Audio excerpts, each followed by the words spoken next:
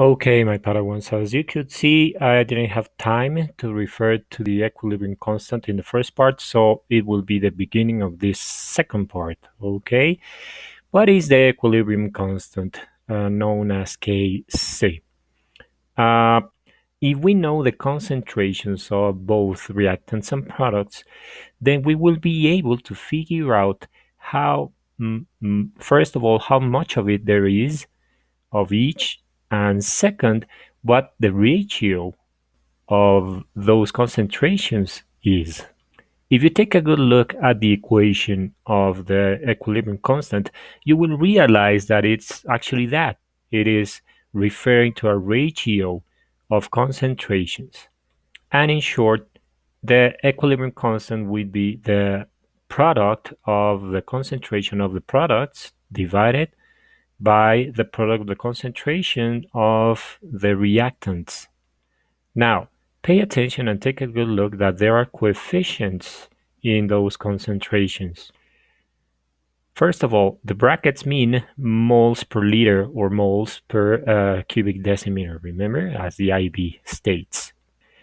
And the letters represent the coefficients in the balanced equation, right? Take a good look at that. Now, this equilibrium constant has a specific conditions, let's say. It is constant for a given temperature. So the equilibrium constant is temperature dependent, okay? That means that if we change the temperature, the constant's value will change. At this point in our IB, we gotta remember that we will only refer to homogeneous equilibrium. That means that the reactants and the products are in the same physical state, right? Now, very quickly, let's review one example. I am going to show you the solution. Let's say number 1, for instance, sulfur dioxide, SO2, reacting with oxygen, O2, to form sulfur trioxide, SO3, and the equation we can see there on screen. So the formation of sulfur trioxide and its constant can be described below in number 1. Kc equals the molar concentration of SO3, sulfur trioxide, to the power of 2. Why to the power of 2? Because it is the coefficient of the sulfur trioxide in the balanced equation. All right? We will proceed the same way for the sulfur dioxide and for the oxygen gas.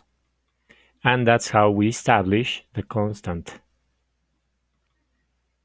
Now, let's try something different, okay?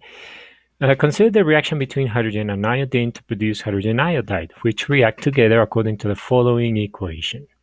At equilibrium, the concentrations of reactants and products for the above reaction were found to be 0.0037 mole per cubic decimeter for both the hydrogen and the iodine, and 0.028 moles per cubic decimeter for the hydrogen iodide.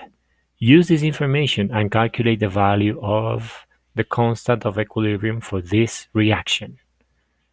Now you try. Pause the video and give it a try. All right, now you can see the solution of this exercise.